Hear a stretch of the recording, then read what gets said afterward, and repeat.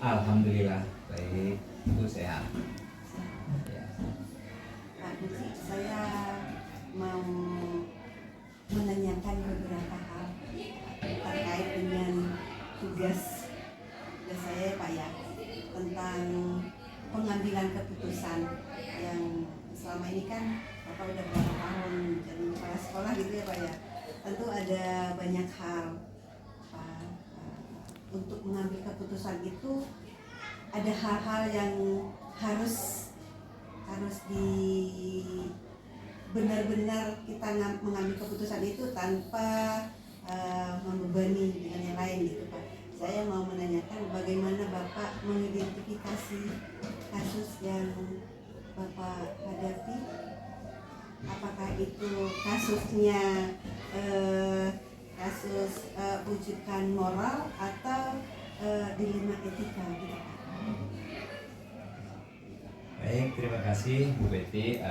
Mungkin kami akan memberikan sebuah jawaban yang itu memang sebuah jawaban yang boleh dikatakan tidak ada kata benar dan tidak ada kata salah.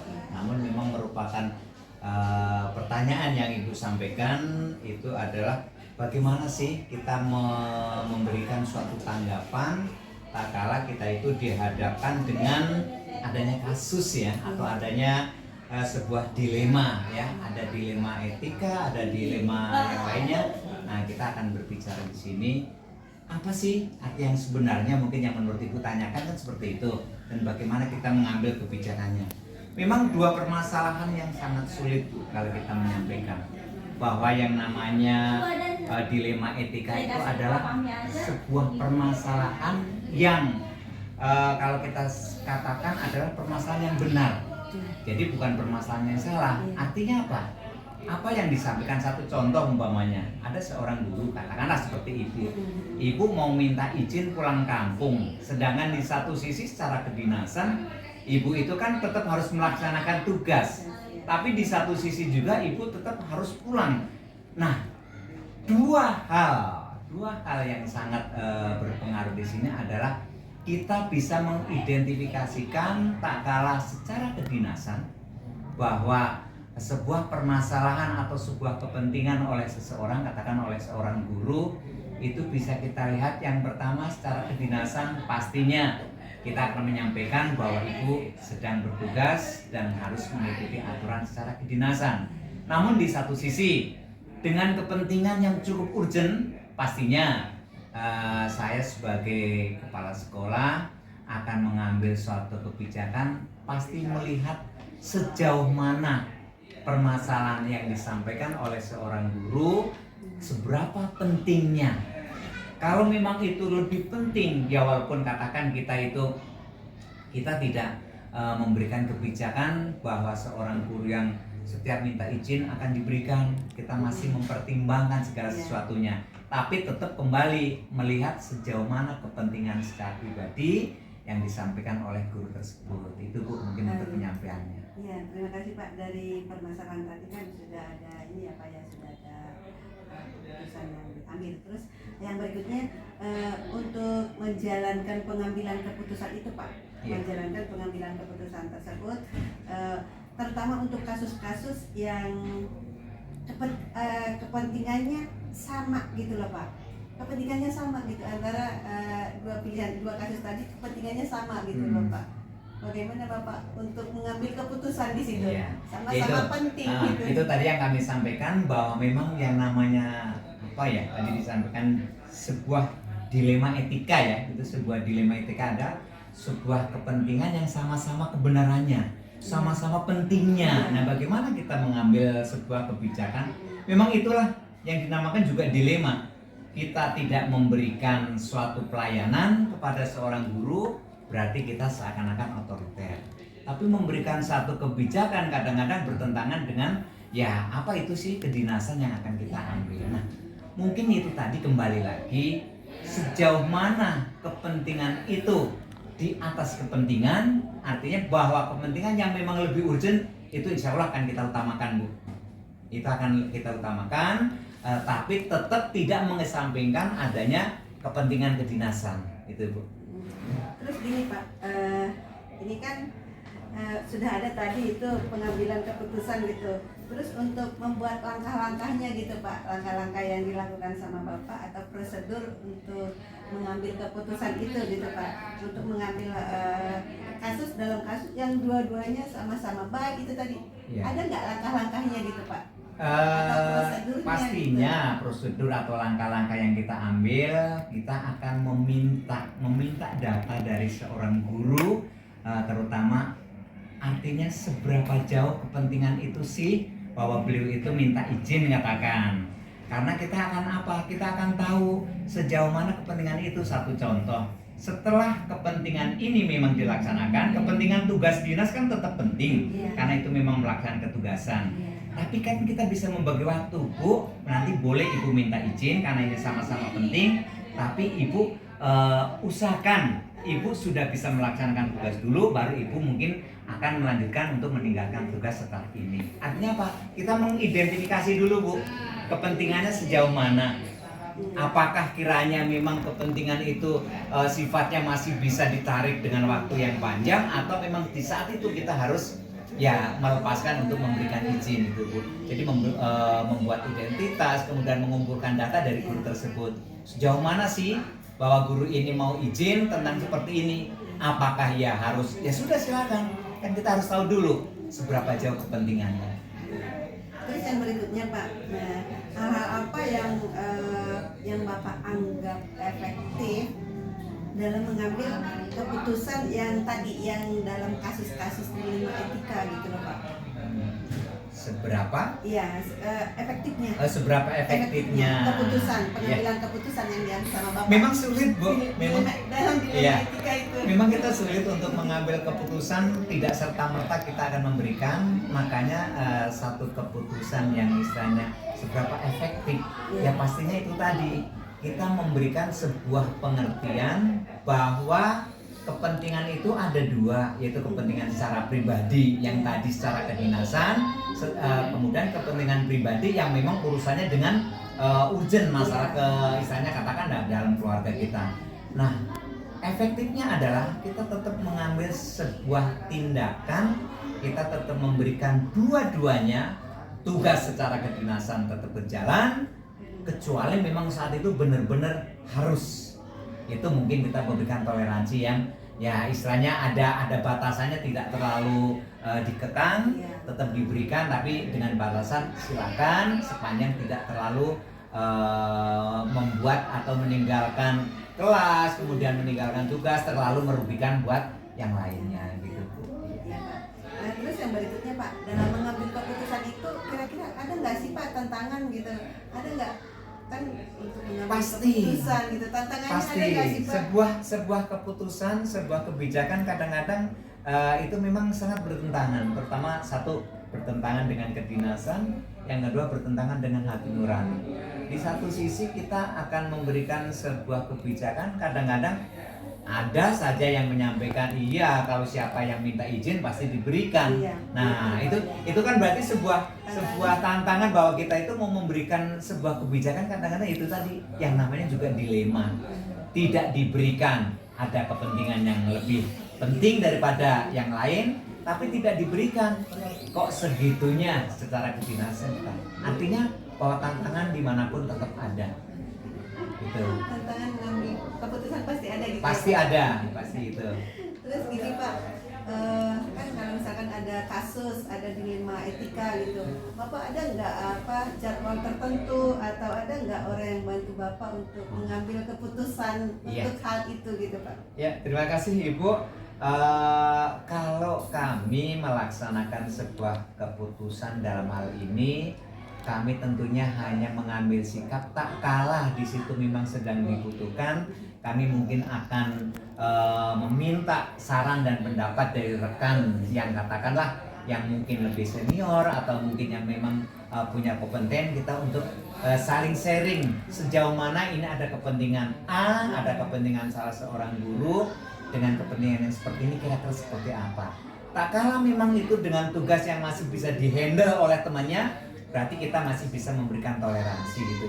Artinya kita tetap bermusyawarah dengan minimal menyampaikan kepada yang bersangkutan, yang kedua kita dengan rekan sejawat, dengan bapak ibu guru yang mungkin lebih senior atau yang yang memiliki kompeten, kita akan melakukan bermusyawarah. Ada urun rembuk begitu. Ada dengan Iya, orang-orang dengan orang-orang sekitar kita gitu, gitu ya, ya, Pak, bapak ya. ibu guru yang lain. Ya, terima kasih Pak Puji. Terus saya mau menanyakan lagi nih Pak, faktor-faktor yang selama ini memudahkan Bapak untuk mengambil keputusan itu apa Pak? Kalau misalkan ini kan kita berangkat dari dilema etika gitu ya Pak ya. Ada nggak faktor-faktor yang memudahkan Bapak untuk mengambil keputusan itu? Ada nggak? Kalau faktor penunjangnya kebetulan ya kita menggali lagi dari dua sisi, yaitu secara kedinasan dan secara manusiawi, Bu. Kita tetap secara sosial, kita itu adalah makhluk sosial yang nggak mungkin kita itu akan otoriter, bahwa kita itu suatu saat mungkin pun kita juga akan merasakan hal yang sama, bahwa tidak mungkin kita itu akan memberlakukan kepentingan ini hanya untuk siapa. Kita tetap akan melihat, tergantung, terlepas dari sejauh mana kepentingan itu yang akan kita berikan. Itu mungkin untuk lebih kita bisa mengidentifikasi kepentingan apa dan kita harus bersikap seperti apa gitu. Terus yang terakhir Pak, Ya. udah panjang lebar ya Pak ya. Saya mau nanya yang terakhir ini, dari semua kebijakan-kebijakan yang Bapak ambil gitu untuk misalkan ini dalam di kasus-kasus gitu ya Pak ya, dilema etika, pengambilan keputusan gitu. Ada nggak Pak pembelajaran gitu? Ada pembelajaran buat Bapak sendiri gitu loh Pak, pembelajaran buat Bapak sendiri atau pengalaman Bapak sendiri untuk dalam hal mengambil keputusan yang tadi gitu. Ya. Pengalamannya apa sih Pak gitu? Pengalaman dan pembelajarannya ini Ya. adalah dua sisi yang memang tetap harus berdampingan terus. Pembelajarannya bahwa kita itu memang tetap harus mengambil sebuah keputusan walaupun berat, karena di satu sisi bahwa kepentingannya itu sama-sama benar, kepentingannya itu sama-sama penting. Makanya kita ya itu tadi kembali, pembelajarannya adalah kita tetap harus mengambil hati dalam diri kita, bahwa kita itu tetap harus, kalau bahasanya kita harus mengorangkan seorang. Artinya kita melihat kepentingannya. Sejauh kepentingannya itu memang masuk akal dan itu memang perlu diberikan sebuah izin, kenapa tidak? Itu pembelajaran yang harus kita sampaikan. Kemudian pengalaman yang memang ada dalam diri kita, yaitu tadi kembali kepada seseorang pemimpin, bahwa kita seberapa tingginya pemimpin, memang disitulah ada sebuah tantangan. Kita tetap harus mengambil suatu keputusan walaupun keputusan itu kadang-kadang bertentangan dengan hal, contoh yang harusnya nggak boleh. Kita kadang-kadang di satu sisi ya kembali lagi bahwa kita adalah makhluk sosial, kita tetap harus memberikan sebuah kebijakan itu, Bu. Iya Pak. Pak Puji, terima kasih untuk waktunya, terima kasih untuk semua hasil wawancara saya dengan Bapak. Terima kasih, semoga Bapak ke depan semakin sukses. Amin. Semakin bijaksana dalam mengambil keputusan, walaupun itu pengambilan keputusan yang dibilang sulit. Ya kadang-kadang memang kita harus mengorbankan sesuatu untuk kesini gitu ya Pak ya. Jadi ya semoga Bapak ke depan semakin sukses dan semakin bijaksana dalam mengambil keputusan sebagai kepala sekolah. Terima kasih Pak. Sama-sama, terima kasih. Begitu juga kepada Ibu. Mudah-mudahan apa yang bisa kami berikan itu bisa memberikan sebuah gambaran. Paling tidak Ibu bisa mencari mana sih yang lebih istilahnya kepentingan di atas kepentingan, karena seseorang pasti itu tadi kembali bahwa dua kepentingan adalah dua kepentingan yang sama-sama berat untuk kita pertimbangkan, tapi tetap kita bisa melihat kepentingan di atas kepentingan. Dan kembali lagi kepada diri kita bahwa kita itu adalah makhluk sosial yang selalu dan harus tetap berinteraksi terhadap sesama manusia yang lainnya. Semoga mungkin jawaban kami dapat membantu untuk tugas-tugas yang akan Ibu lakukan. Demikian, kurang lebihnya mohon maaf. Ya, terima kasih Pak Puji. Sama-sama. Selamat sore Pak. Selamat sore.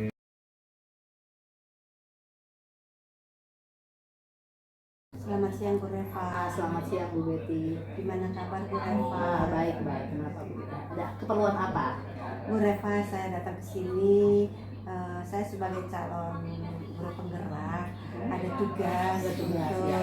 mewawancarai kepala sekolah terkait dengan pengambilan keputusan ya Bu ya. Ya. Saya sekarang ditugaskan untuk mewawancarai Ibu Reva sebagai kepala sekolah Ya. Cipinang Besar Utara.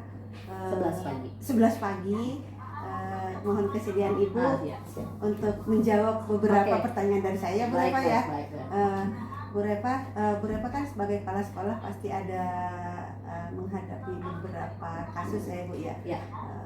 Baik itu kasus dilema etika gitu. Bagaimana Bu Reva mengidentifikasi kasus-kasus yang Ibu hadapi? Oke.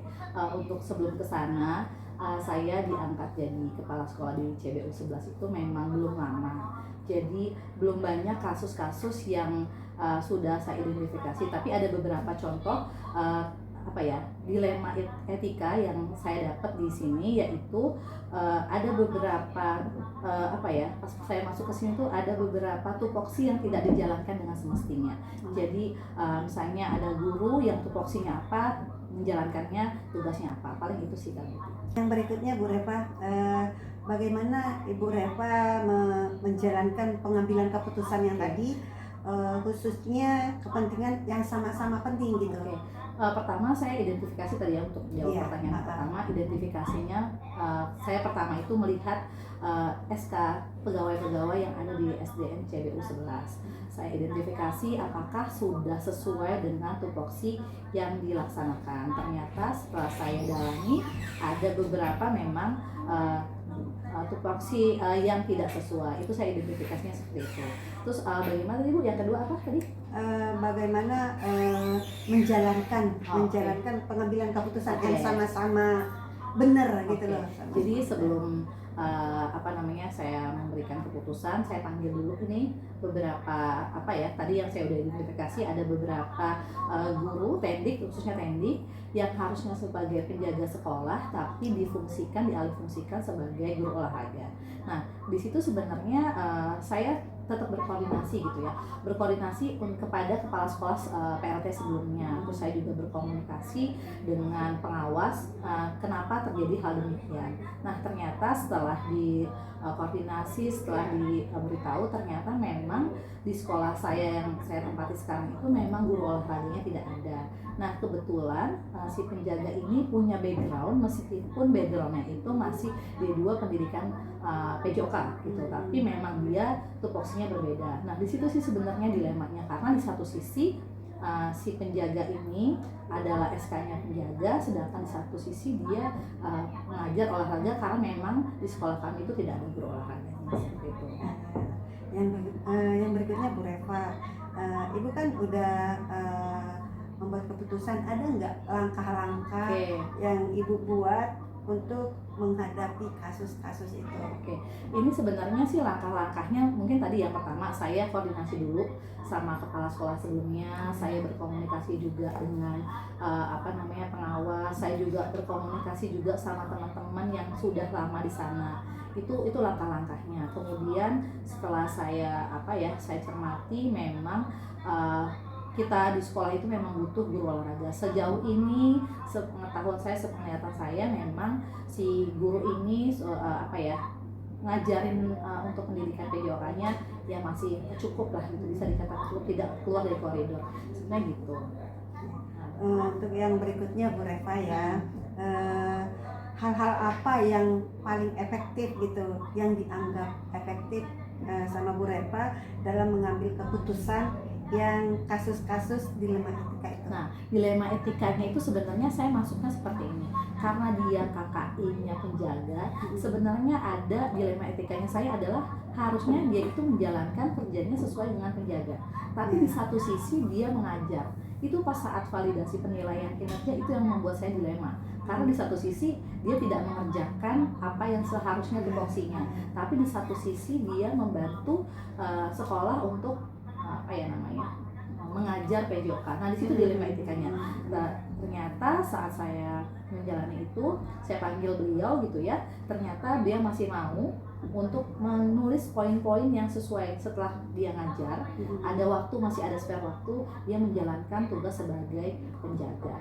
Jadi itu yang menurut saya agak mengurangi dilema saya untuk mengambil keputusan saat penilaian kinerjanya si kakak itu. Ya Bu Reva, terus yang berikutnya saya mau tanya sama Bu Reva, ada nggak sih tantangan yang dirasakan sama Bu Reva saat Ibu mau mengambil keputusan, apalagi berhubungan dengan kasus-kasus dilema etika yang tadi? Tantangannya sebenarnya banyak sekali ya. Sebenarnya kalau misalnya tantangan, karena saya baru di situ, nggak mungkin kebijakan yang lama saya langsung rubah seperti itu.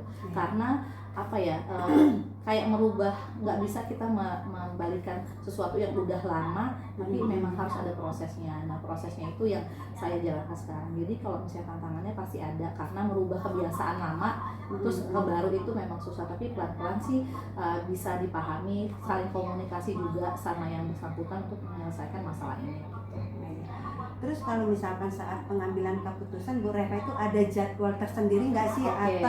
Atau langsung diselesaikan gitu? Jadi sebenarnya tadi dari awal ini kan sebenarnya ada banyak langkah-langkah ya, itu nggak mungkin langsung saya putuskan di situ, karena saya harus banyak diskusi dengan berbagai macam pihak, terus masukan-masukan dari teman-teman juga, dari gurunya, dari pengawas dan segala macam. Dan saya lihat sendiri ternyata pengambilan keputusan itu, untuk mengambil keputusan itu nggak bisa buru-buru. Jadi memang harus dicari dulu informasi-informasi yang menguatkan apa yang harus saya ambil kayak gitu.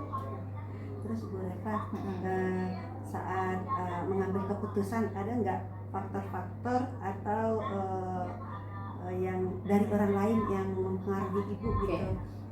Sebenarnya sih ada, itu yang tadi saya bilang.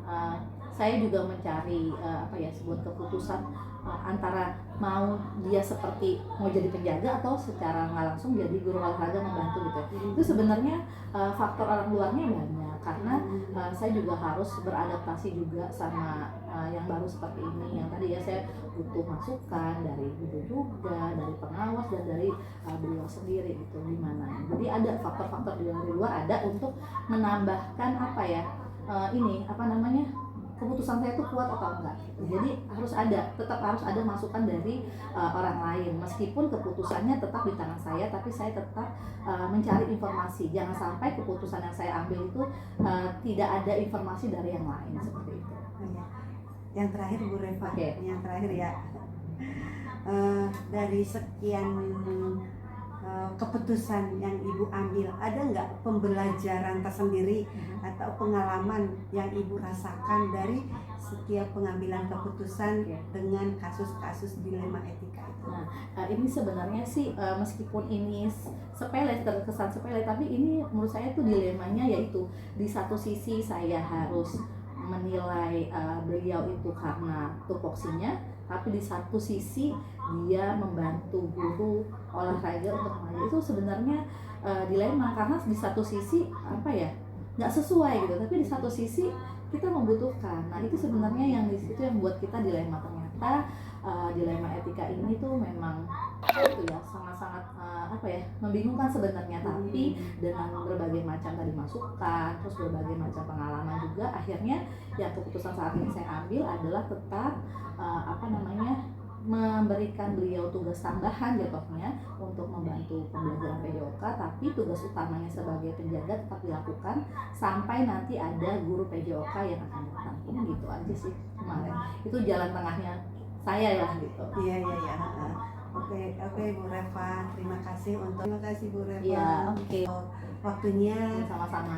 Semoga Bu Reva semakin sukses, semakin bijaksana dalam mengambil setiap keputusan, walaupun itu berat ya. Karena tidak sesuai dengan moralnya gitu. Iya. Terkadang memang berat ya Bu ya, tapi memang harus ada yang kita ambil. Betul. Keputusan harus kita ambil. Semoga Bu Reva semakin sukses. Dan keputusan-keputusan yang Ibu ambil menjadi keputusan yang bijaksana untuk semua orang. Betul. Terima kasih Bu Reva. Sama-sama. Selamat siang Bu Reva. Kalau boleh, ada nggak kira-kira satu kasus aja? Oke, satu Sampai kasus lagi ya. Oke. Satu kasus lagi. Nah, Ada nggak kira-kira ada. gitu? Jadi gini, ini berhubungan sama guru olahraga lagi ya. Jadi saat saya di sana itu ada PNS yang memang harusnya itu mengajar di sekolah saya, tapi orangnya tidak ada. Nah itu saya bingung juga gitu loh. Kenapa? Karena di satu sisi dia harusnya hadir di sekolah saya, tapi kenapa dia tidak hadir gitu? Ternyata saya cari tahu lagi segala macam, ternyata memang ada kesepakatan antara PLT yang di sekolah saya lama dengan kepala sekolah yang sebelumnya. Jadi mereka itu membolehkan bapak ini untuk tidak mengajar, tapi absennya di sekolahan saya gitu.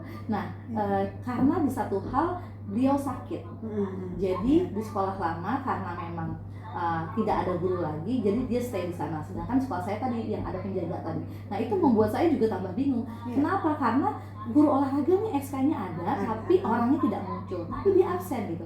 Nah itu sebenarnya dilema. Nah seharusnya saya sebagai pimpinan harusnya menarik beliau untuk tetap ada di sekolah saya. Tapi dengan berbagai macam kendala kesehatan gitu, dan beliau juga sudah mau pensiun, ya mau nggak mau kita menjalankan yang sudah ada aja. Sebenarnya itu dilemanya di situ, karena harusnya beliau itu ada di sekolah tapi wujudnya nggak ada.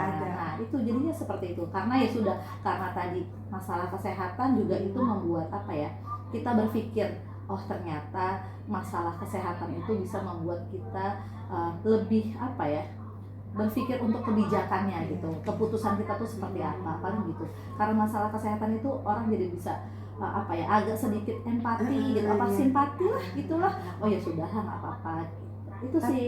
Tapi absennya masih tetap berjalan gitu absen ya? tetap berjalan, cuman orang yang tidak hadir karena salah satu alasannya karena kesehatan, dan beliau juga akan segera pensiun pas saat saya di sana hanya tinggal 15 hari lagi dia pensiun gitu. Mungkin kalau misalnya masih 2 tahun lagi pensiun, saya akan menarik beliau meskipun hanya hadir di sekolah, meskipun seperti itu, meskipun dia tidak melakukan apa-apa seperti hadir. Tapi karena beliau juga sudah mau pensiun dan sakit, ya kita melihat kebijakan yang sebelumnya ternyata itu keputusan yang sangat bijak, dan saya akan melanjutkan keputusan itu aja sih. Berarti memang untuk mengambil keputusan itu terkadang memang benar-benar dilema gitu ya? Benar-benar dilema itu. Keputusan dilema, di satu sisi kesehatan, di satu sisi sekolah saya nggak ada gurunya gitu, tapi ya mau bagaimana. Jadi faktor-faktor yang seperti itu yang membuat berpikir untuk mengambil keputusan. Ya. Terima kasih Bu Repa sudah bersedia menambah kasus yang Ibu hadapi selama ini ya. Meskipun baru hanya berjalan 3 bulan, itu menurut saya udah dilema sekali, karena di satu sisi seharusnya tidak seperti ini, tapi kenyataannya seperti itu. Dan itu harus tetap di rules-nya harus berjalan juga. Meskipun ada banyak faktor untuk menuju ke sana gitu. Berarti memang keputusan harus diambil, tapi dengan banyak pertimbangan-pertimbangan gitu ya Bu ya.